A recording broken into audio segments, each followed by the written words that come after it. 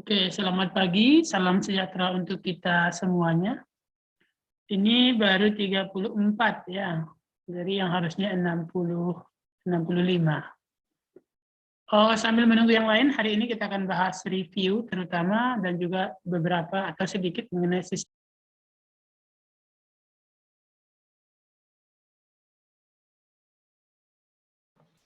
Ini mulai hujan, mulai bermasalah.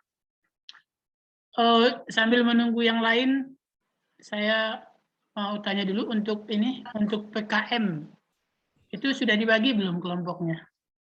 Ini untuk PKM semester 5 terutama yang banyak ini nanti yang akan tanggung jawab. Ya, sambil membimbing adik-adiknya yang di semester 3 dan semester 1. Tapi motor penggeraknya terutama dari semester 5. Siapa yang sudah punya judul? Sudah, Pak. Siapa? Zahratin dan kawan-kawan sudah ada, Pak. Semester 5 sudah berapa kelompok? Kemarin, Pak, waktu dibuat grup WhatsApp grup kan sama cutting, nah itu yang masuk itu cuma sedikit, Pak. Berapa orang? Bentar ya, Pak.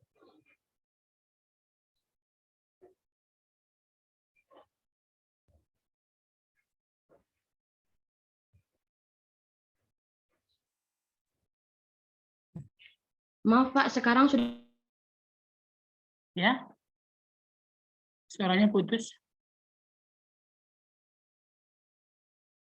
Apa saya yang beku?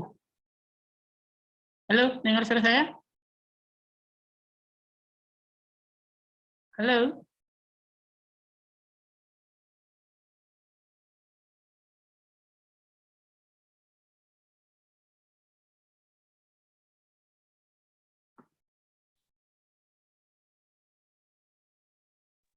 Coba ulangi, Zahratin.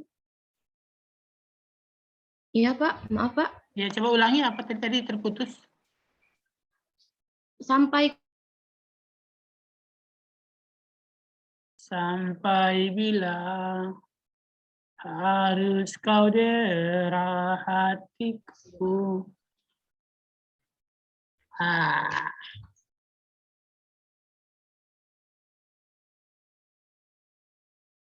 Nggak kedengaran.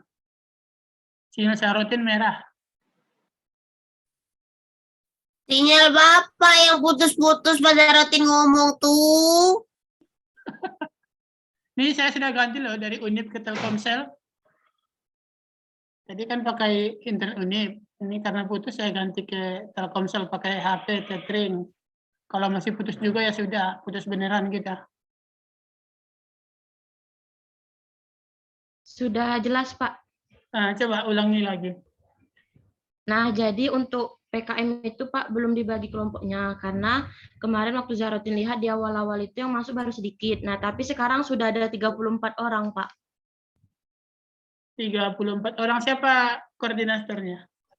Sudah di ini? Maaf, Pak, kemarin kan kami di semester 5 juga ada mata kuliah kewirausahaan. Nah, jadi dibagi menjadi 4 kelompok. Nah, tiap kelompok itu sudah buat proposal, Pak. Proposal untuk diajukan ke PKM.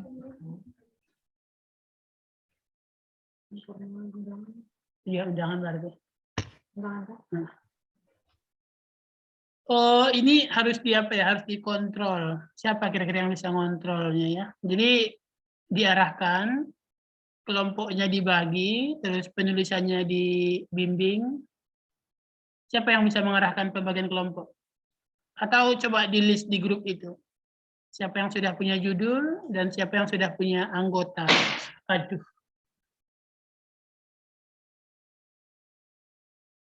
Bisa, Zahratin?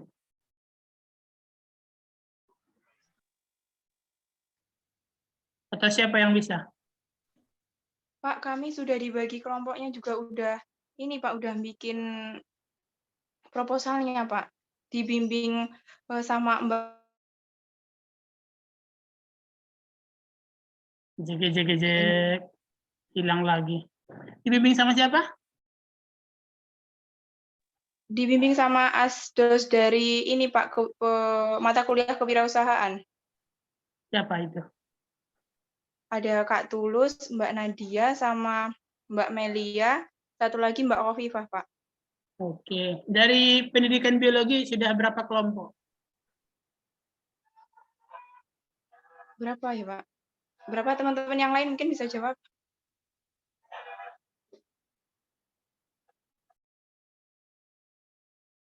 Kalau di kelas A kemarin dibagi jadi 8 kelompok, Pak. Itu kan pembagian. Yang sudah punya proposal berapa? Apa 8 itu sudah punya proposal semua?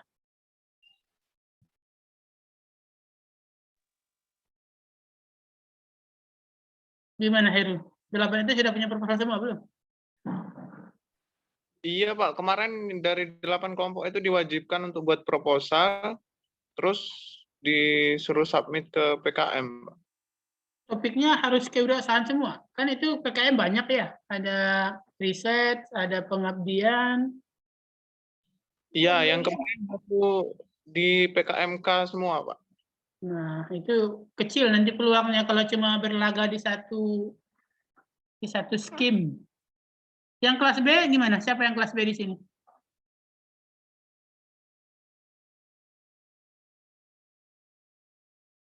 Halo?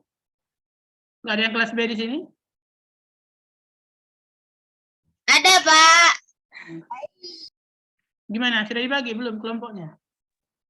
Entah, Feby nggak ikut. Hehehe. Kenapa nggak ikut? Nggak ngambil kewirausahaan?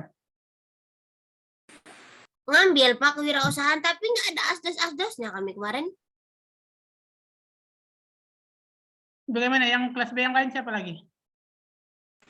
Bapak, kelas B kemarin dia tuh nggak ada, kan beda dosen sama kelas A. Jadi kami nggak ada asdosnya, Pak. Kasihan gitu. Jadi yang kemarin kan ada dibagiin grup PKM itu. Jadi kirain mau dibikin kelompoknya dari sana, Pak. Oke, ya. Belum ada kelompoknya. Sekarang mungkin kita lupakan lah target PKM universitas itu karena itu tinggal mungkin 3 minggu. Tapi PKM Dikti itu masih sampai Maret. Jadi siapa di sini yang bidang penalaran dari Hima Pebio atau bidang siapa bidang penalaran, bidang keilmuan. Nanti coba koordinasi dengan saya di jaring. Siapa yang punya ide, siapa yang punya proposal, disuruh nyari kelompok.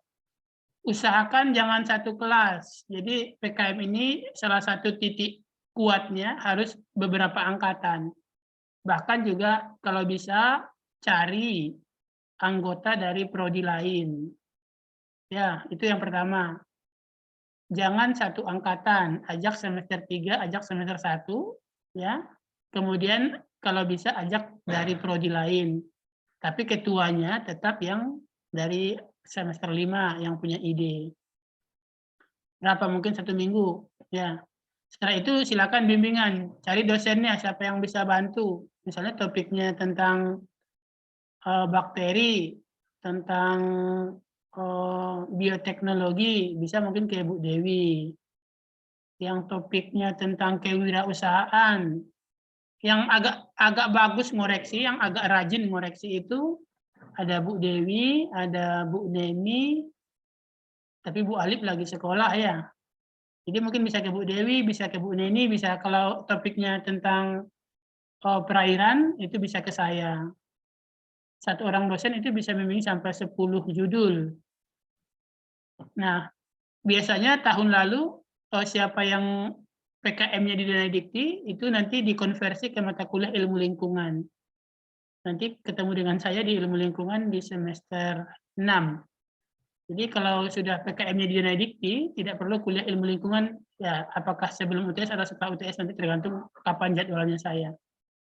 Jadi nilainya langsung konversi dari PKM. Kemudian ini kan juga untuk IKU, indikator kinerja utama kita di prodi. Semakin banyak yang lolos, akreditasi kita semakin baik. Ya, jadi yang A itu nanti bisa tetap dipertahankan. Ya, jadi semaksimal mungkin. Waktu kapan itu? Rasanya saya sudah share judul-judul yang lolos PKM. Masih nyimpan? Waktu Ada kemarin, Pak. Nah, ada saya share kan di grup apa itu? Di grup fisiologi hewan. Nah, belajarlah dari situ mencari judul-judul yang pas, yang untuk dieksplorasi. Ya, jadi kita kuliah bukan cuma untuk kemampuan kognitif, ya, bukan cuma kemampuan konten, kemampuan knowledge, tapi juga harus ada interpersonal skill, kemampuan untuk berorganisasi, bekerja sama dengan kawan-kawan. Harus ada namanya psikomotor skill, kemampuan untuk berwirausaha, daya cipta. Jadi bukan hanya mengcopy, tapi juga mengkreasi. Ya. Nah, apalagi sekarang sudah bisa dikonversi ke nilai mata kuliah. Jadi kapan? 1 minggu bisa. Jadi saya harapkan kalau 65 totalnya kelas A dan B, kalau kita bagi 3 orang per kelompok, itu berarti punya sekitar 20 kelompok ya. Ya kan ya? 60 bagi 3. Nah, 20 kelompok. Satu kelompok itu kan bisa sampai 5-6 orang. Jadi anggota tambahan ambil dari semester 3, semester 1, atau dari prodi lain. Kapan target ini bisa? Pembagian kelompok dan pembagian judul. Pak, izin bertanya, Pak. Oh iya. Kalau mengajukan judul yang kemarin gimana, Pak? Tapi itu udah ada 4 orang dari prodi dan angkatan yang sama, Pak. Nggak apa-apa. Tambah lagi dari adik kelas sama dari prodi lain. Pacarnya dari prodi mana? Maaf, Pak, apa, Pak? Pacarnya dari prodi mana? Pak. Otin langsung terdiam Bapak ngomong pacar Otin dari prodi mana, Pak? Ya, kalau nggak pacarnya teman kontrakannya, teman kosannya dari prodi lain. Jadi jangan satu prodi. Sarotin apa topiknya? Tentang apa judulnya? Yang pertama, Pak, bersama Sabira itu pemanfaatan akar alang-alang dan buah honje sebagai es krim. Nah, terus yang kedua sama Nurul, Nove, dan Gading itu pembuatan bipang makanan tradisional Lahat dengan kreasi coklat dan mangga, Pak. Tapi kewirausahaan semua, Pak. Ya, kira-kira prodi mana yang berhubungan dengan itu ya? Prodi manajemen mungkin. Punya teman Ya, manajemen? Pak. Ada satu, Pak. Nah, iya tambahkan. Terus apa? Satu prodi lagi apa kira-kira yang berhubungan? Kemarin untuk judul yang es krim itu ada anak teknik sipil sama matematika murni, Pak. Sipil agak jauh ya, es krim. Matematika murni. Es krim ini lebih ke peternakan mungkin. Atau apa? Kita belum punya ilmu gizi di UNIP ya. Nggak apa-apa sih, tapi seperti itu salah satu kekuatannya itu jangan satu angkatan dan jangan satu prodi. Jadi Zahrotin sudah punya 2 judul ya. Boleh ya, satu mahasiswa ikut di 2 judul, boleh? Kemarin maksimal 10 judul, Pak. Untuk satu mahasiswa? Ya, Pak. Oke, ya. Tapi untuk jadi ketua 1 judul saja, Pak. Ya, nggak apa-apa. Ya, oke. Zahrotin sudah punya 2 judul. Siapa lagi yang sudah punya judul?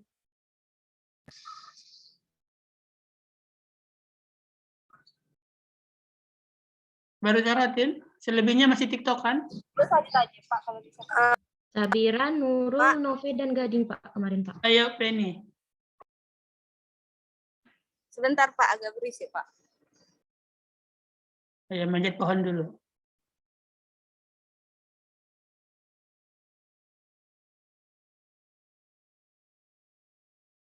Ayo, sambil nunggu Penny manjat pohon yang lain. Jadi Pak, Oke, ya lanjut Penny. ini masih dalam pemikiran kami Pak. Nah jadi itu kemarin tuh kami mau membuat itu kan di Bengkulu ini kan yang terkenal itu kan jeruk kalamansi kan Pak. Jadi kami itu ingin memanfaatkan kulit buahnya itu Pak. Nah jadi kulit buahnya itu nanti di mana? Memakai dibuat kayak menggunakan bakteri nata de coco. Jadi yang anak kan nanti kan terbuat lapisan itu kan Pak. Jadi anakannya itu diambil terus tuh dikeringkan nanti dibuat bisa jadi dibuat tas itu Pak. Buat tas. Belum kami cari lagi sih informasinya, baru terpikir ide seperti itu, Pak. Bisa nggak geser ke riset aja? Maaf, Pak, bisa diulangi, Pak? Geser ke PKM riset. Jadi kalau masih belum punya daftar pustaka, belum punya pendahuluan, jadi kan masih punya judul tok itu. Oh. Geser aja ke riset karena ya.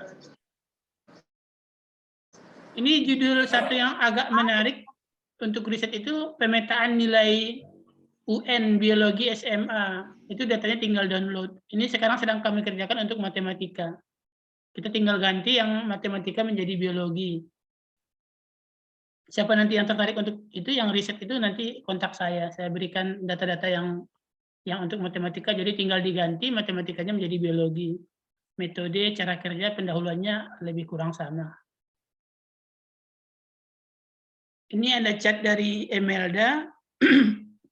Emelda itu ada 2, pengabdian dan kewirausahaan. Pemanfaatan ekstrak daun kelor sebagai teh penurun darah. Nggak apa-apa sih kalau ada dasarnya.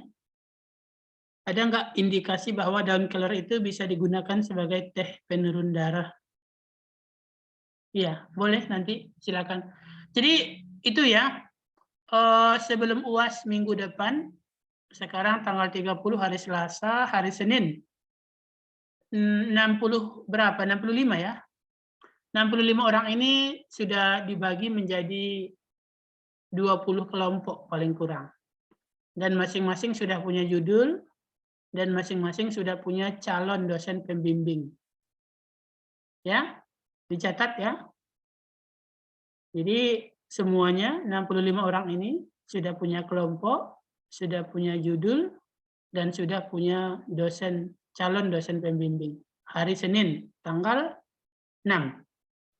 Ya, tanggal 6, 7 pagi itu dikirim ke saya. Oke, ya. Judul, calon pembimbing, dan anggota kelompok. Terus sebagai penguatan, anggota kelompoknya jangan hanya satu angkatan dan satu prodi, tapi ajak yang semester 3, walaupun 1 orang, ajak semester 1, walaupun 1 orang, ajak dari prodi lain, kalau bisa agak 2 orang. Jelas ya?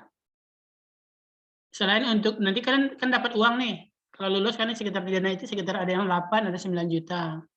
Terus ini nanti dapat dikonversi ke nilai mata kuliah ilmu lingkungan. Jadi lolos masuk pendanaan dikti, ya tidak perlu kuliah ilmu lingkungan dengan saya. Nilainya diambil dari situ saja. Ada yang mau tanyakan sampai di sini? Jadi kita harus berpikir bagaimana mengaplikasikan ilmu dan harus berpikir bagaimana membuat masyarakat menjadi lebih baik. Nah, ini ada kesempatannya. Kita tinggal menulis, menuangkan ide, dananya ada. Dan juga ada fasilitas pendampingan dari dosen. Ya, nah dosen yang agak giat, yang membimbing dengan lumayan bagus itu, tidak hanya tanda tangan itu bisa Bu Dewi, bisa Bu Neni, ya itu dari prodi kita. Bu Uyen juga mungkin bisa, Bu Kas juga bisa. Ya, dimanfaatkan semaksimal mungkin. Anda kan nggak bayar, sudah bayar di UKT-nya. Izin bertanya, Pak. Ya. Untuk PKM kewirausahaan itu juga termasuk bidang Bapak, bukan Pak, apa yang harus tentang perairan kalau mau dosen pembimbingnya Bapak? Bidang apa kewirausahaannya? Yang tadi Pak, pembuatan es krim dari obat tradisional sama makanan tradisional Pak. Pembuatan es krim. Kalau Bu Arifa bagus nggak bimbingnya? Dibaca nggak? Belum pernah Pak. Belum tahu Pak. Nanti saya coba tanya dulu kakak kelasnya yang skripsi dengan beliau. Apakah dibaca nggak skripsinya? Ya Pak. Ya. Ada lagi? Cukup?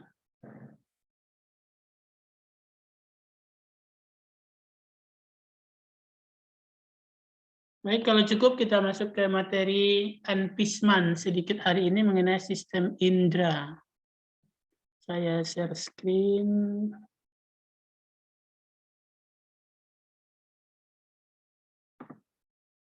Kelihatan angka berapa itu? Yang normal vision lihat angka berapa? 6, Pak. Pak. 6, Pak. Ada yang nggak bisa lihat angka 6? Itu kalau nggak bisa lihat angka 6 itu kemungkinan buta warna ya. Di bawah angka 6 angka berapa? 74.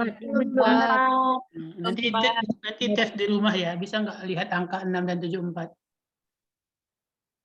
Oke, kita masuk sistem indera.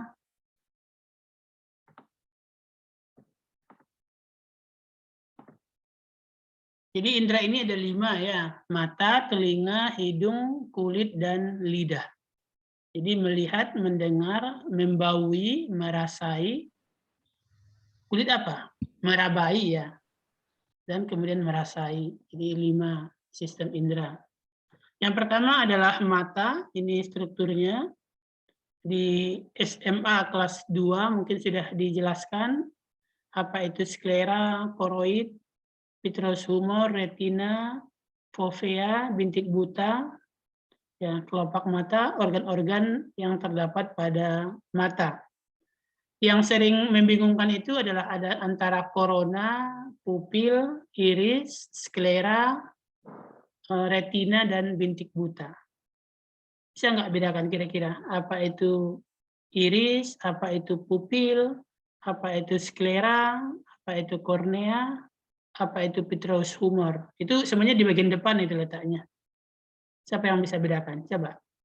Iris, pupil, sklera, vitreous humor. Oh, ya. Siapa yang bisa bedakan? Ayo. Yang paling utama itu pupil. Pupil itu apa? Wah, nggak ada ingat berarti waktu SMA-nya. Hilang semua. Yang di tengah, Pak, yang warna hitam. Yang warna hitam pada mata ya. Gunanya untuk mengatur jumlah berapa banyak cahaya yang masuk, Pak. Untuk mengatur berapa jumlah cahaya yang masuk. Jadi pupil ini bisa menipis atau menebal, tergantung yang kita lihat itu benda dekat atau benda jauh. Kalau bendanya dekat, kira-kira pupilnya menebal atau menipis. Waktu Anda praktikum kan ada katanya X ya, dibuat titik X kemudian dilihat sampai tidak terlihat. Kalau didekatkan ke mata, itu berarti pupilnya menebal atau menipis. Halo, saya putus lagi ya?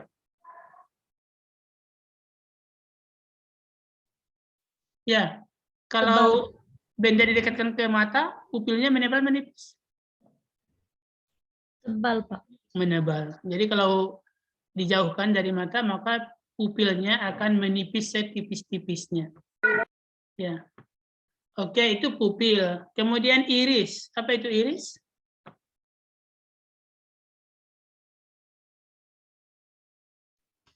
Selaput, Pak. Selaput. Selaput apa? Seperti selaput pelangi, seperti gelang itu, Pak, yang apa? Iris ini yang memberi warna pada mata. Jadi ada yang matanya biru, ada yang matanya blonde, ada yang matanya hitam. Ya, itu iris. Ya. Oh, yang memberi warna di samping yang gelap. Ya. Iris ini sejenis otot ya.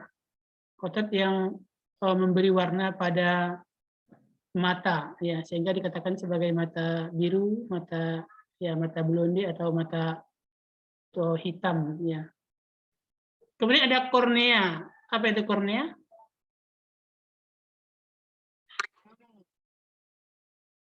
Kornea itu bagian yang menonjol pada mata. Bagian depan bola mata yang berwarna bening, Pak. Ya, bagian depan pada bola mata yang menonjol ke arah luar, yaitu lebih ke semacam epitel. ya untuk melindungi bola mata, ya, kornea. Kemudian vitreous humor, apa itu?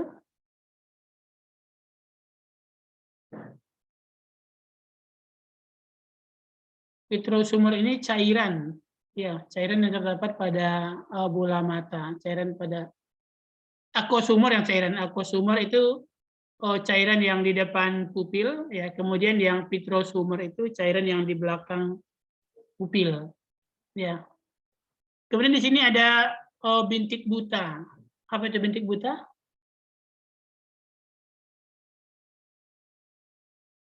Apa bedanya dengan retina? Mana yang mengandung sel batang dan mana yang mengandung sel kubus? Ya, nanti dibaca lagi, coba dicek lagi, atau saya nanti ada kirimkan PowerPoint yang berbahasa Inggris, pengertian dan fungsi dari masing-masing struktur yang terdapat pada bola mata. Dinding bola mata, ini tadi penjelasannya ya, mungkin kita cepat saja di sini. Ini hanya struktur ya, bisa dihafal, nanti bisa dilihat dengan melihat gambar anatominya. Ini fungsi dari masing-masingnya. Jadi retina itu memiliki dua jenis sel batang yang berfungsi pada cahaya gelap dan hanya bisa membedakan warna hitam putih. Sedangkan sel kerucut atau konus yang berfungsi pada cahaya terang dan ini bisa mengenal warna selain hitam putih. Jadi orang yang buta warna itu mengalami kekurangan pada sel-sel kerucut. Ya, sehingga tidak bisa membedakan warna selain warna hitam dan warna putih. Ya, itu terletak pada retinanya. Ini tadi yang kita katakan kapan lensa itu menjadi pipih dan kapan dia menjadi cembung.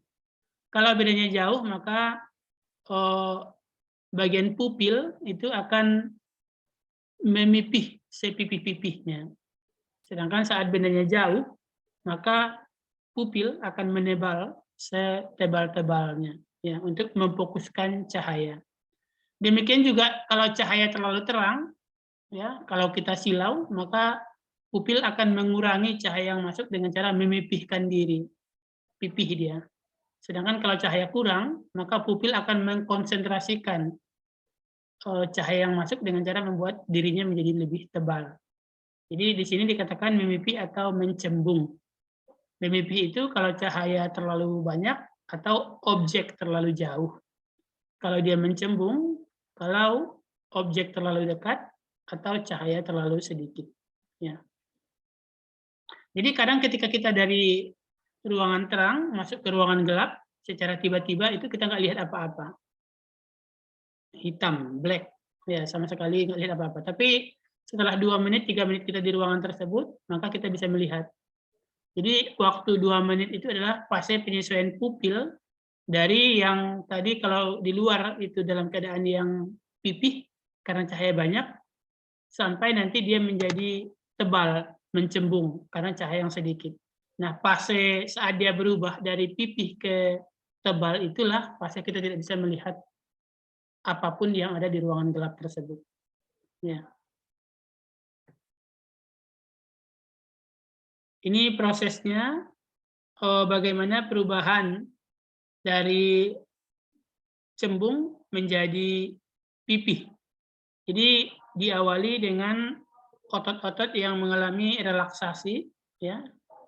Relaksasi berarti dia tidak berkontraksi, dia menjadi tidak membutuhkan energi.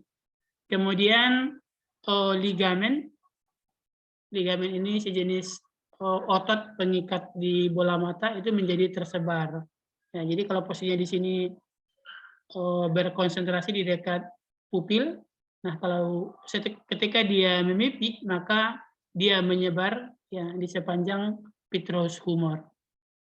Akibatnya lensa menjadi lebih pipih, menjadi lebih tipis ya. Sehingga arah ini menjadi tidak terlalu pekat jatuh ke retina. Ya, menjadi menyebar ya ke berbagai bagian, tidak semuanya fokus ke retina. Ini juga sama, bagaimana perbedaan pupil dari melihat objek yang jauh, kemudian berubah untuk melihat objek yang dekat. Di sini kuncinya adalah dari otot yang relaksasi menjadi kontraksi. Ya. Ini bagaimana otak ya atau saraf mampu mendeteksi apa objek yang kita lihat. Jadi yang kita terima itu kan dilihat dengan bola mata itu gelombang cahaya. Jadi kita tidak bisa melihat kalau tidak ada cahaya. Sedangkan yang diproses oleh otak itu adalah gelombang elektromagnetik. Gelombang positif negatif. Nah, siapa yang berfungsi mengubah cahaya menjadi elektromagnetik? Bagian mana dari mata? Ya, coba saya ulangi ya. Jadi kita melihat sesuatu itu karena ada cahaya. Jadi yang masuk ke mata kita itu adalah gelombang cahaya. Tapi cahaya ini tidak akan sampai ke otak. Yang sampai ke otak itu adalah gelombang positif negatif atau yang kita kenal secara nama kerennya gelombang elektromagnetik. Tentu harus ada suatu organ, suatu bagian pada mata yang berfungsi untuk mengubah gelombang cahaya menjadi gelombang elektromagnetik. Nah, siapa orangnya? Siapa?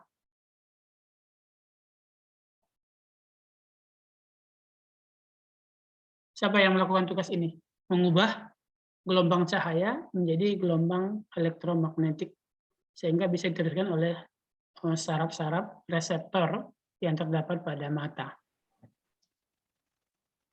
Siapa ini? Saraf optik, Pak. Saraf optik. Saraf optik itu meneruskan sih sebenarnya. Jadi ada yang mengubahnya itu bukan saraf optik.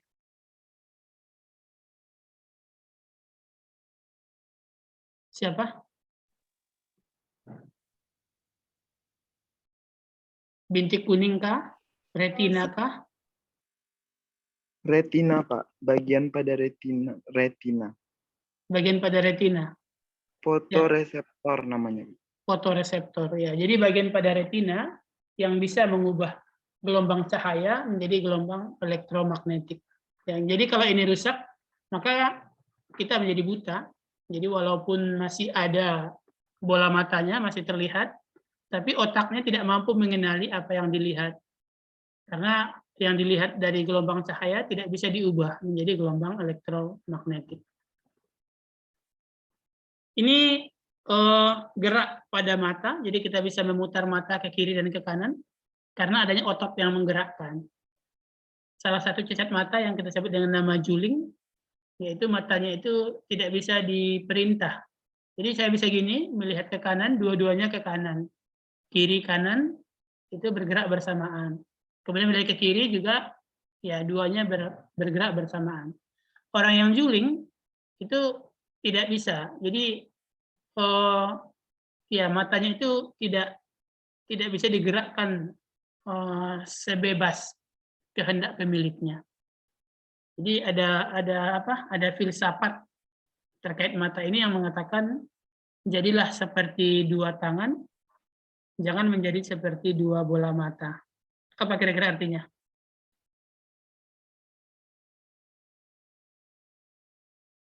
Apa artinya? Jadilah seperti dua tangan, jangan menjadi seperti dua bola mata. Apa kira-kira artinya Meina?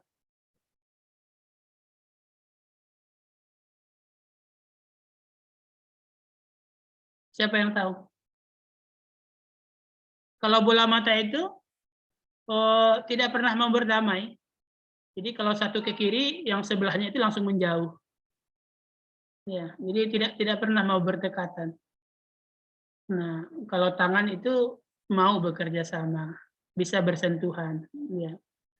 Jadi kalau bola mata itu tidak pernah saling mau mendekat.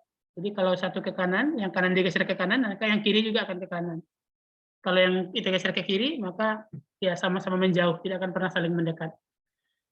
Nah, pergerakan bola mata itu diatur oleh banyak jenis otot ya yang mengendalikan gerak bola mata. Ini jenis-jenis ototnya banyak sekali. Apakah dia menutup, mengangkat, gerakan ke samping, gerakan ke bawah ya. M itu dari kata muscle atau dari kata otot ya. Kemudian pada mata ada yang terkenal itu kelenjar air mata. Yang paling terkenal mungkin air mata buaya ya. Untuk apa? Apa gunanya air mata ada? Biar ketahuan kalau nangis. Untuk Biar membasahi nggak kering, Pak. Biar nggak kering. Oke, terus apa lagi? Biar mata lebih bersih, Pak. Oh ya, untuk membersihkan bola mata. Jadi ketika Anda masuk serangga misalnya ke matanya, itu jangan dikucek. Ya, iya memang kadang refleks sih nguceknya. Ya, tapi dengan menangis itu biasanya matanya akan lebih bersih. Jadi cari saja bawang atau ingat saja masa-masa disakiti misalnya sampai air matanya keluar, nah matanya dia akan lebih bersih. Ya. Jadi untuk menjaga mata tidak kering, untuk membersihkan mata, apalagi fungsi dari air mata ini?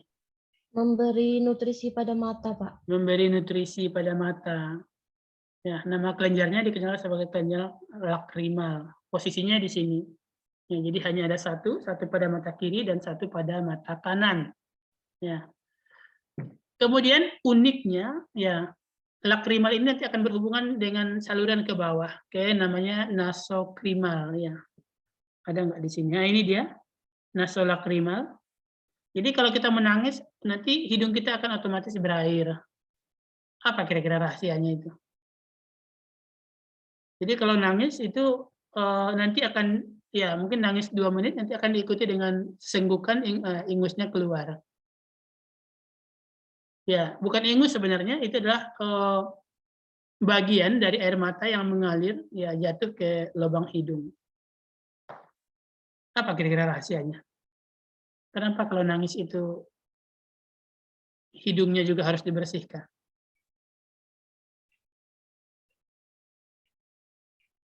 Karena Pak, seperti dilihat pada saluran ini kan dia berhubungan dengan lubang hidung. Jadi ada air matanya nanti kalau saat menangis jatuh ke area sini, Pak. Iya, betul. Ya, itu prosesnya. Tapi kan kita selalu mengatakan bahwa setiap proses ada rahasia, ada alasannya, ada tujuannya. Seperti tadi kan ada air mata, gunanya untuk membasahi mata, membersihkan mata, karena kan kita tidak serefleks ya, kadang ada kotoran yang masuk ke mata. Nah, untuk membersihkannya nggak mungkin dikucek dengan deterjen ya. Jadi tunggu saja air matanya membersihkan. Nah, apa tujuannya air mata ini harus sampai ke hidung? Saya juga nggak tahu alasannya kenapa. Tapi yang jelas kita tahu, kita mengalami ya, kalau nangis itu nanti hidungnya juga akan berair. Ya, itu otomatis. Karena memang ada saluran dari air mata ke lubang hidung. Oke, ini arah pergerakan air mata itu dari lakrimal, nanti akan membasahi bola mata, kemudian nanti akan turun ke lubang hidung. Atau hanya sebagai saluran pembuangan saja? Jadi mungkin susah, tidak tertampung dibuang di kelopak mata, jadi sisanya dibuang ke lubang hidung. Ya, nanti coba di googling, apa rahasianya, kenapa dibuangnya ke lubang hidung? Apa karena memang itu pembuangan yang lebih efektif ya, tidak tertampung di kelopak mata. Oke, itu mengenai bola mata, nanti saya punya slide yang berbahasa Inggris, nanti saya kirimkan nama struktur pada mata dan fungsi dari masing-masing struktur tersebut. Kemudian yang kedua kita pindah ke telinga. Telinga ini yang pertama yang jelas itu daun telinga. Apa guna daun telinga? Siapa yang mau ditanya ini? Bagaimana kalau kita daun telinganya diganti dengan daun pintu misalnya? Coba siapa ini?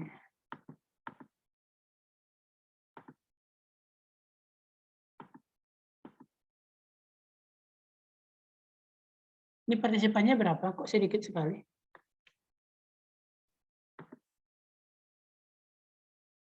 Oh, ini saya klik yang ini, yang hanya video. Video participants. Yang hanya terfoto nggak kelihatan di sini. Coba si Dendi yang nggak pernah muncul ini. Ada Dendi Apriansah? Yang hanya terfoto senyum di sini? Nggak ada ya. Nggak pernah ada. Rusafah, ada Rusafah Amalia? Ada, Pak. Oke, apa guna daun telinga? Untuk mendengar. Itu kan telinga keseluruhan. Untuk menangkap suara. Untuk menangkap suara. Coba lebih didetailkan lagi, menangkap gelombang ya. Jadi daun telinga ini mirip dengan karpet telur. Jadi dia meredam, ya. Jadi menangkap gelombang suara. Jadi kalau di ruang studio, di ruang musik, itu untuk meredam suara kan digunakan karpet telur. Kalau mau lebih bagus lagi gunakan daun telinga ya. Jadi daun telinga ini untuk menangkap gelombang suara. Jadi gelombang suara yang ada di sekitar kita itu ditangkapnya. Ya. Kemudian nanti setelah ditangkap oleh daun telinga, maka akan diteruskan ke dalam, ini tujuannya disampai di sini ya, di koklea atau di rumah siput. Di rumah siput ini nanti suara tersebut diproses, ya, gelombang suara ini berarti gelombang getaran itu diubah menjadi gelombang elektromagnetik. Kalau pada mata tadi dilakukan oleh retina, kalau pada telinga itu dilakukan oleh rumah siput. Kalau pada mata gelombang cahaya diubah menjadi gelombang elektromagnetik. Kalau pada telinga gelombang suara diubah menjadi gelombang elektromagnetik. Jadi ada penangkap, kemudian ada yang meneruskan, dan ada yang mengubah gelombang suara menjadi gelombang elektromagnetik. Yang meneruskan ini sifatnya ya lubang. Ya, lubang meneruskan seperti pipa paralon. Kemudian suara tadi akan waktu kecil mungkin pernah main telepon-teleponan ya. Jadi satu pakai kaleng susu, di seberang sana pakai kaleng susu. Antar kaleng susu dikasih kawat. Siapa yang pernah main seperti ini? Ada yang pernah? Di Upin Ipin itu masih ada, saya lihat ya. Jadi prinsipnya bahwa gelombang suara itu akan bergerak lebih cepat ya, dengan menggunakan bantuan benda padat. Nah, jadi di sini dibantu dengan tulang ya. Jadi di sini dibantu oleh 3 tulang pendengaran yang kita kenal dengan apa? Tulang apa saja? 3 tulang pendengaran? Incus, Martil, sanggurdi. martil, dan sanggurdi. Kalau bahasa kitanya apa? Tulang? Tulang sih, Incus, stapes, apa? Tulang landasan, kemudian tulang stapes, Pak. Bahasa itu bahasa Latinnya kan. Kalau bahasa Indonesianya tulang apa? 3 tulang pendengaran. Apa? Ya, 3 tulang ini gunanya yang pertama adalah sebagai penghantar agar gelombang suara itu lebih bagus penyampaiannya. Kemudian yang kedua, 3 tulang ini tidak berhubungan. Jadi ada pembatas. Antar tulang itu ada rongganya. Nah, rongga ini berfungsi untuk meredam kalau suara terlalu kencang. Jadi biar rumah siputnya tidak kebakaran, ya tidak terlalu tinggi gelombang yang masuk. Nah, antar tulang ini berfungsi sebagai peredam kalau gelombang suara terlalu tinggi. Ya, 3 tulang pendengaran. Incus, stapes, dan malleus kalau saya nggak salah ya. Apa ya itu? Nanti coba cek. Iya, Pak.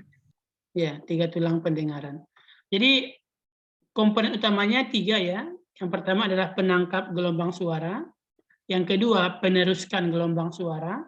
Yang ketiga, pengubah gelombang suara menjadi gelombang elektromagnetik. Yang penangkap adalah daun telinga. Yang peneruskan adalah lubang telinga dan 3 tulang pendengaran. Sedangkan yang mengubah sandi dari gelombang suara menjadi gelombang elektromagnetik adalah rumah siput. Ya. Kemudian pada telinga ini akan banyak terdapat lendir, ya, sama seperti pada hidung. Apa gunanya lendir itu? Kalau ada upil dari hidungnya, maka dari telinganya juga ada upil. Tidak perlu dikorek sebenarnya, tidak perlu pakai cotton bud, nanti akan keluar dengan sendirinya. Apa gunanya lendir ini? Izin menjawab, Pak. Ayo. Untuk mencegah supaya serangga tidak masuk, Pak. Serangga. Apalagi? Hanya serangga? Debu, ya, terutama debu. Ya, jadi rumah siput itu selaputnya sangat tipis. Nanti kita lihat di gambar berikutnya. Jadi kalau Anda bayangkan seperti kita di alveolus, membahas alveolus, alveolusnya basah, disiram dengan asap rokok. Maka asap rokok itu akan menempel di dinding tisu. Bayangkan tisu basah, Anda kan sering pakai tisu basah tuh, biar kelihatan cantik, biar wangi. Nah, bentangkan tisu basah, kemudian tiup dengan asap rokok. Maka asap rokok itu akan menempel di tisu basah, nanti lama-kelamaan pori-pori dari tisu basah itu akan hilang. Akan tertutup. Nah, kalau pori-pori sudah tertutup, maka difusi oksigen dengan karbon dioksidanya terganggu. Nah, dinding dari rumah siput itu juga begitu. Jadi dia basah, berlendir. Kalau ada debu yang menempel, ya jadi ya siapa yang sudah pernah ke THT mungkin akan ya kalau sudah bertahun-tahun nanti akan seperti kerak pada keramik di kamar mandinya. Ya, jadi kotoran tersebut, debu tersebut menempel dan menjadi keras. Nah, yang di sini itu berguna untuk mencegah jangan sampai debu menyentuh ke rumah siput. Jadi ketika debunya masih di dalam perjalanan itu dicegah oleh cairan yang terdapat di sepanjang lubang telinga. Nanti setelah diperangkap akan menjadi butiran seperti upilnya dan dibuang kembali ke luar. Ya, jadi jangan sampai menyentuh di gendang telinga. Yaitu fungsi lendir, sama pada hidung ya, memerangkap debu, memerangkap spora, ya, agar tidak sampai masuk ke gendang telinga. Ini telinga bagian luar, ya ini struktur telinga bagian dalam. Nah, ini tulang-tulangnya ya. Tulang martil, tulang landasan, dan tulang sanggurdi. Malleus, incus, dan stapes.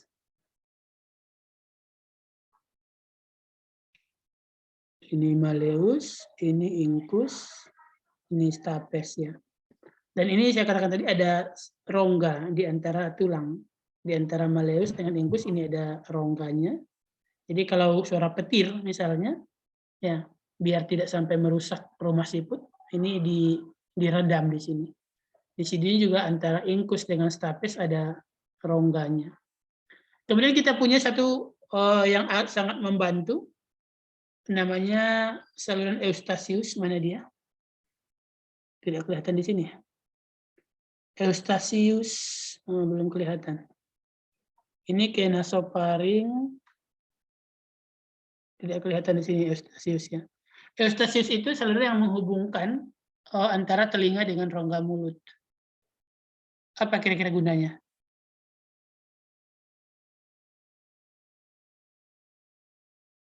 Nggak ketemu di sini Eustachius ya. Ada yang tahu apa guna Eustachius ini? Jadi kalau ada petir, kita disarankan membuka mulut. Ya, kalau ada suara yang terlalu kencang, yang terlalu kuat, ya untuk mengurangi getaran ke membran timpani, ke gendang telinga, kita disarankan membuka mulut. Jadi membuang sebagian getaran tersebut melalui mulut. Jadi dari telinga ke mulut ada namanya saluran Eustachius. Jadi gelombang suara itu bisa dibuang sebagiannya melalui mulut. Ya, karena kita memiliki saluran Eustachius. Ya, jadi itu adalah alasannya kenapa kalau petir disarankan untuk membuka mulut. Atau ketika mendengar suara yang terlalu kencang, ya kita refleks membuka mulut. Itu adalah untuk membuang sebagian dari gelombang suara yang terlalu tinggi. Ya, dikeluarkan melalui rongga mulut. Oke.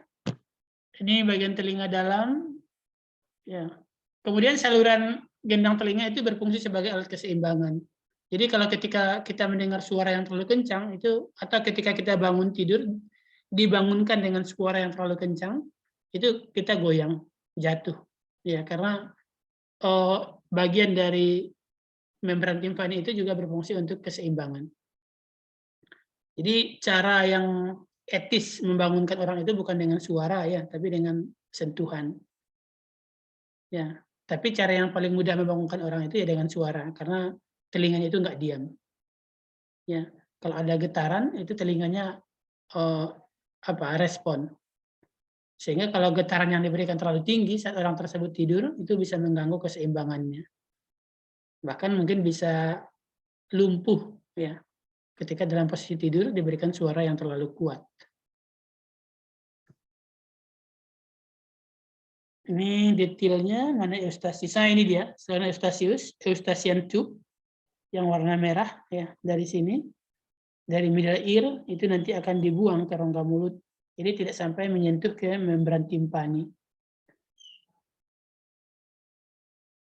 Nah, itu ya hati-hati dengan cotton bud ya. Cotton bud yang terlalu dalam, yang terlalu dipaksakan itu bisa merobek membran timpani. Jadi membran timpani ini membran yang tipis. Seperti alveolus tadi, dia tipis dan menangkap gelombang suara. Nah, tekanan yang terlalu kuat itu membuat dia robek. Nah, kalau sudah robek ya sudah tuli, tidak berfungsi lagi telinganya. Karena suara seberapa kencang pun suara yang dari luar itu yang menangkap di dalam, yang membran timpaninya nggak bisa lagi nangkap. Kalau membran timpani nggak bisa nangkap, suara tidak bisa diteruskan ke rumah siput. Ya. Ini membran timpani, ya, antara yang normal dengan yang sudah berlubang. Nah, ini alat bantu. Jadi orang-orang yang agak tuli, yang sudah agak peka, yang membran timpaninya sudah robek, itu dibantu untuk meneruskan suara dari luar sampai ke rumah siput dengan memberikan kawat. Ya. Jadi kalau membran timpaninya bukan hanya robek sih, kadang juga karena terlalu banyak kotoran ya. Tapi kalau banyak kotoran masih bisa dibersihkan sebenarnya.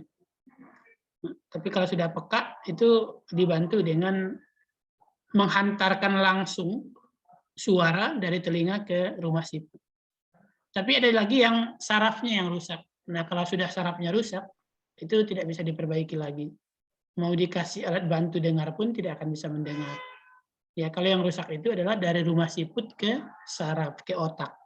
Tapi kalau dari luar ke rumah siput yang rusak, itu masih bisa diperbaiki. Oke, kulit ini sudah kita bahas banyak di histologi, tidak terlalu baru mungkin, jadi dibagi 3, ada epidermis, ada dermis, dan hipodermis, atau subkutan. Epidermis ini yang tidak terasa sakit ketika dibuang. Ya, jadi kalau luka bisa dikorek-korek tanpa merasakan sakit, itu epidermis. Kenapa tidak merasakan sakit? Karena di sini tidak ada sarafnya. Jadi kulit yang sesungguhnya itu adalah dermis. Di dermis sudah terdapat saraf, terdapat akar rambut, terdapat kelenjar, ya, terdapat perasa Meissner dan kawan-kawan itu semuanya di dermis. Kalau luka sampai ke dermis baru terasa sakit. Ya. Jadi tidak perlu sampai ke hati ya, luka sampai ke dermis pun sudah merasakan sakit. Nah, di bawah dermis baru ada subkutan. Subkutan ini adalah yang membatasi antara kulit dengan otot, ya, berfungsi juga sebagai peredam panas. Jadi kalau lingkungan terlalu dingin, kita tidak merasakan terlalu dingin, karena kita punya lapisan untuk barir panas, untuk penghalang panas. Ini detailnya, akar rambut itu dari dermis, kelenjar keringat dari dermis, kelenjar bau juga dari dermis. Ya, jadi kalau mencabut rambut tangannya itu sakit ya, karena posisinya itu tidak di epidermis, akarnya itu di dermis.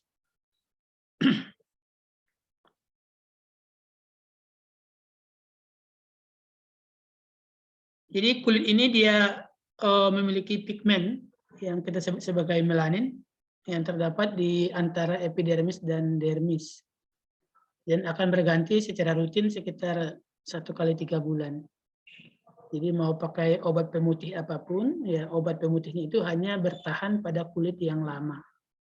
Ketika kulit yang lama itu dibuang, regenerasi 1 kali 3 bulan, maka efek dari pemutih itu akan hilang. Ya, kecuali kalau pakai pemutih secara terus-menerus. Jadi terima sajalah warna kulitnya ya, tidak usah merasa terganggu dengan warna kulitnya. Kemudian hidung, ini juga tidak terlalu banyak, sudah kita bahas juga di histologi. Yang menonjol ya lubang hidung, kemudian ada di sini cuping hidung yang tersusun dari tulang rawan. Ya.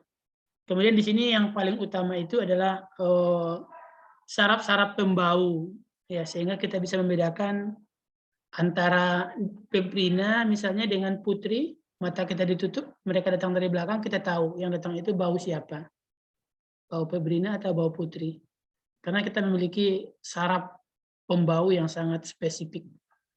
Antara bunga mawar pun, mawar merah, mawar putih, kadang kita bisa bedakan baunya. Kemudian yang ini saluran berkelok-kelok, ya pada hidung itu sebenarnya bukan untuk pembau sih fungsi utamanya. Fungsi utamanya itu untuk respirasi.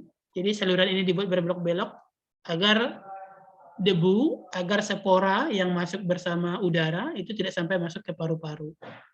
Jadi di sepanjang ini banyak lendir, banyak cairan. Jadi dibuat berbelok-belok, dari sepanjang cairan debunya itu terperangkap, sporanya terperangkap. Nanti akan menjadi upil, ya. Jadi upil itu wajar. Tidak usah merasa upil itu mengurangi kecantikannya. Jadi organ utamanya yang ini, yang saraf pembau yang sampai pada anjing katanya, itu sampai mana dia? Itu pada anjing sampai 200 juta. Ya.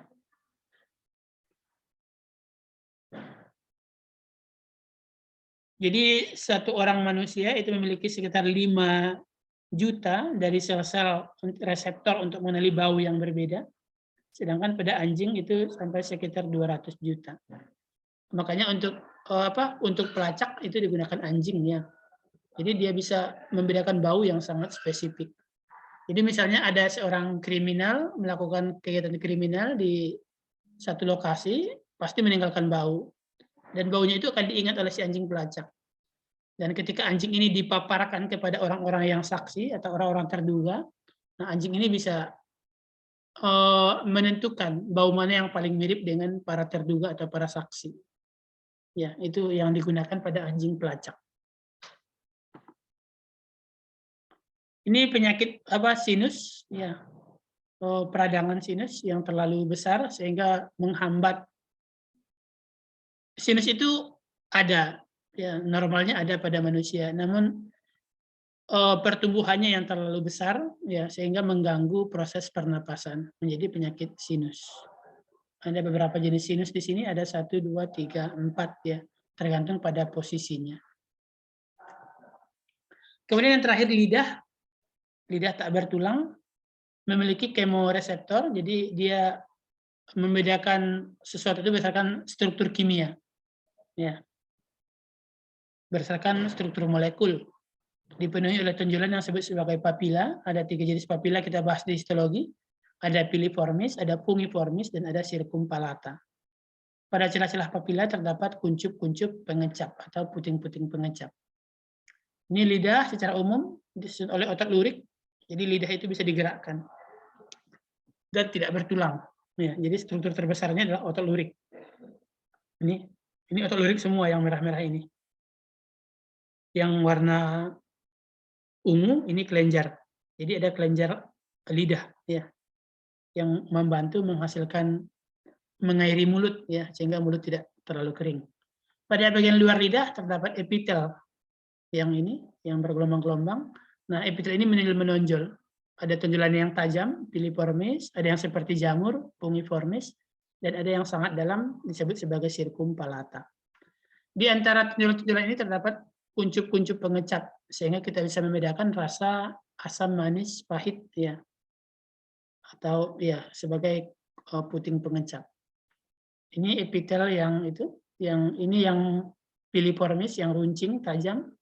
Ini yang pungiformis, ya, yang seperti jamur, piliformis, sehingga ketika dijilat itu terasa ya ada duri-durinya.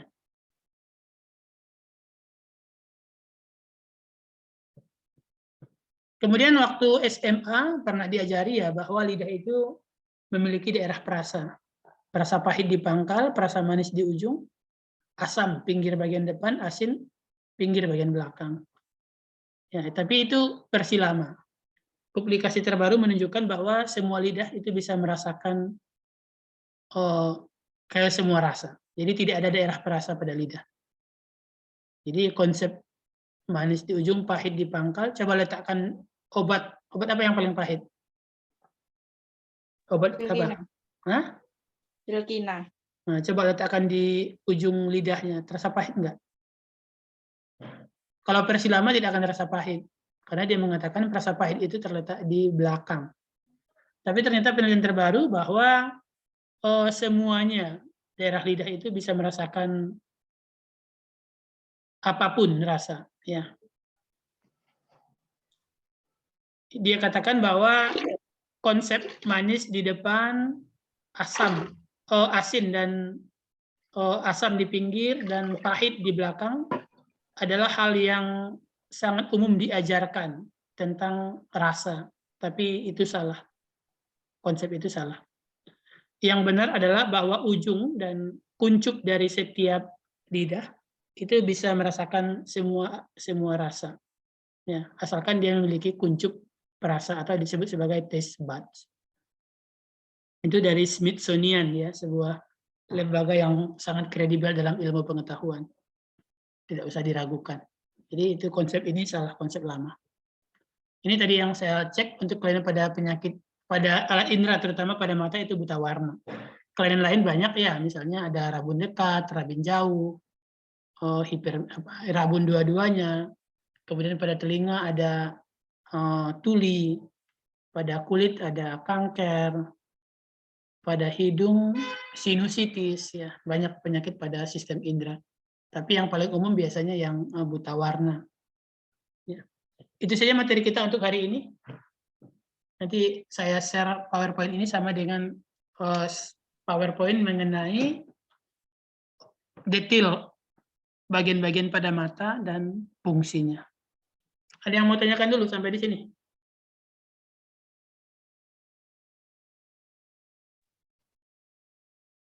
Izin bertanya, Pak. Ayo. Ya.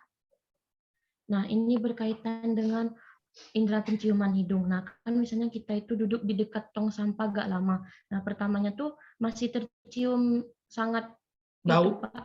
Sangat menyengat ya, Pak. Terus lama-lama hilang baunya tuh, Pak. Apa yang menyebabkan hal itu, Pak? Terima kasih, Pak. Ada lagi yang lain?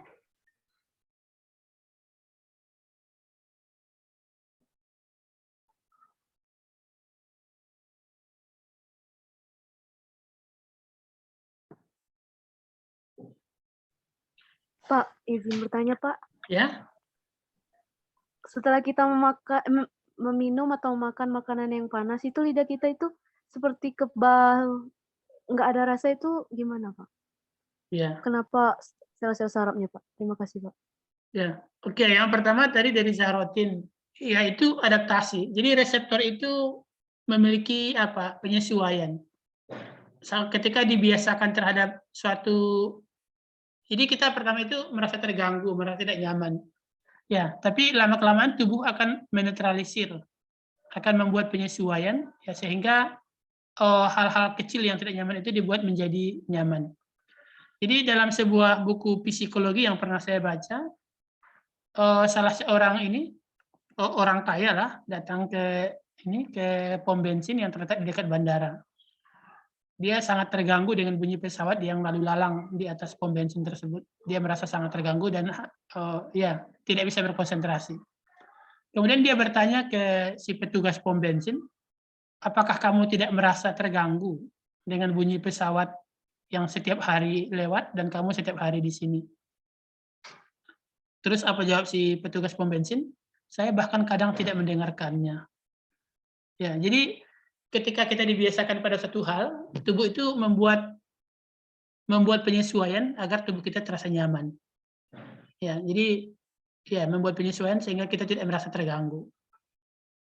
Jadi seperti itu juga nanti di kehidupannya, kalau terbiasa tidak berprestasi, terbiasa rebahan, itu nanti nyaman lama-lama.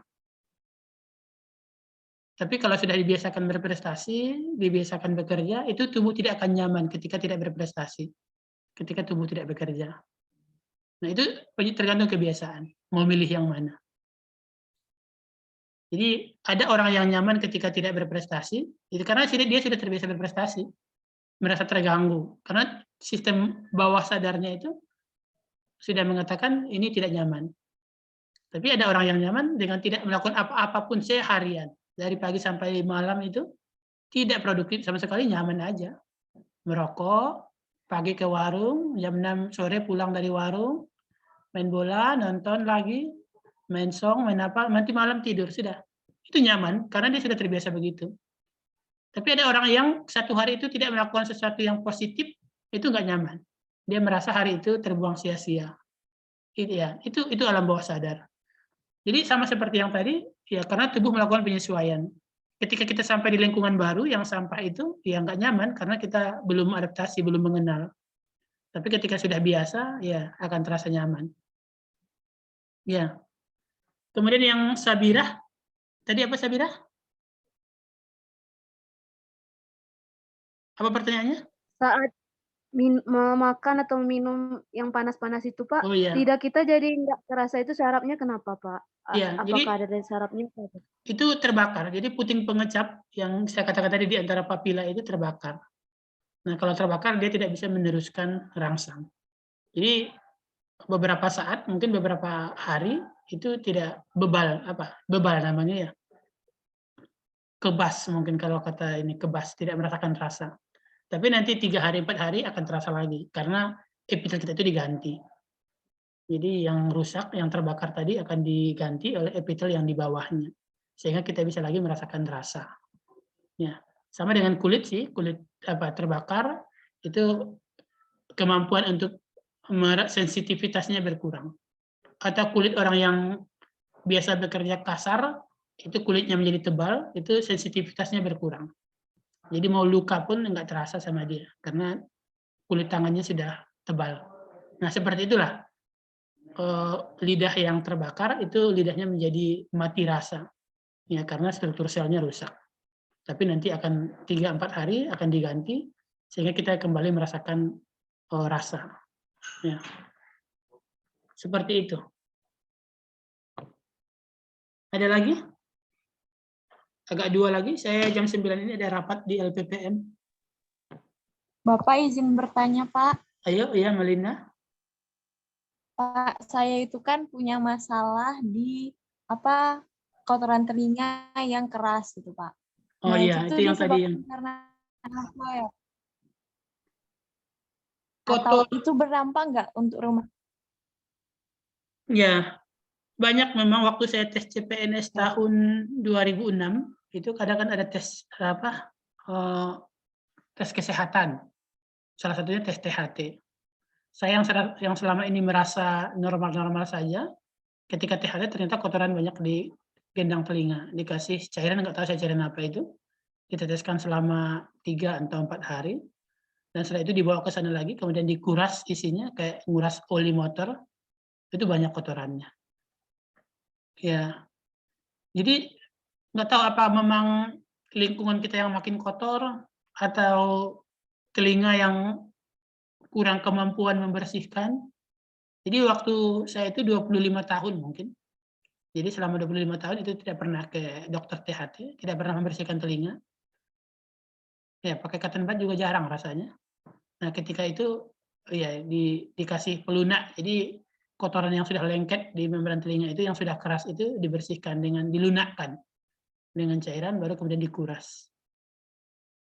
Apa penyebabnya? Ya dari debu, dari kotoran yang masuk bersama udara.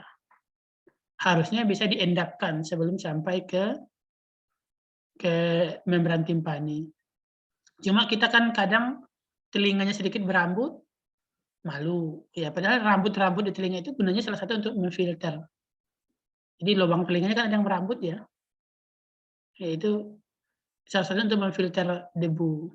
Kemudian berlendir, sedikit terasa gatal langsung dibersihkan. Padahal lendir itu gunanya untuk memerangkap debu.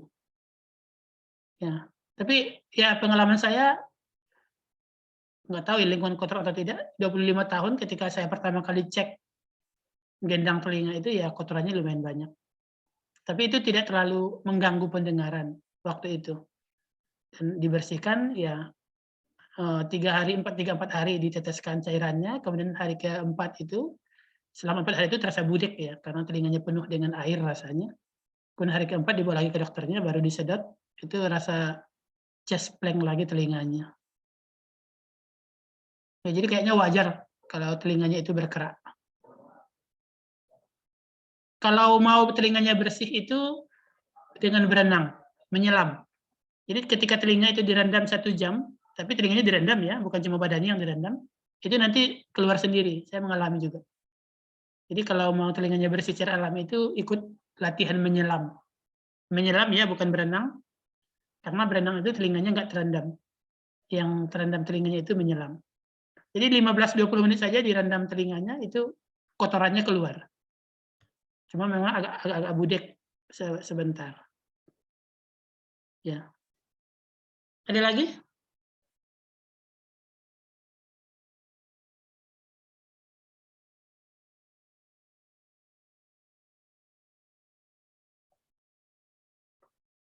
Ya, cukup kira-kira. Jadi minggu depan hari Senin jam 7 pagi saya terima ya pembagian kelompok untuk PKM. Minimal 20 kelompok dari pendidikan biologi. Ya. Baik, kita akhiri karena saya jam 9 ini harus rapat ke LPPM. Minggu depan kita UAS ya. Kalau ada hal-hal yang kurang dimengerti, masih ingin tanyakan, tanya di WA group. Itu saya ingin saya sampaikan hari ini. Terima kasih atas perhatiannya. Saya akhiri. Selamat pagi. Assalamualaikum warahmatullahi wabarakatuh. Waalaikumsalam warahmatullahi wabarakatuh. Ayo. Saya tutup ya. Iya, Pak.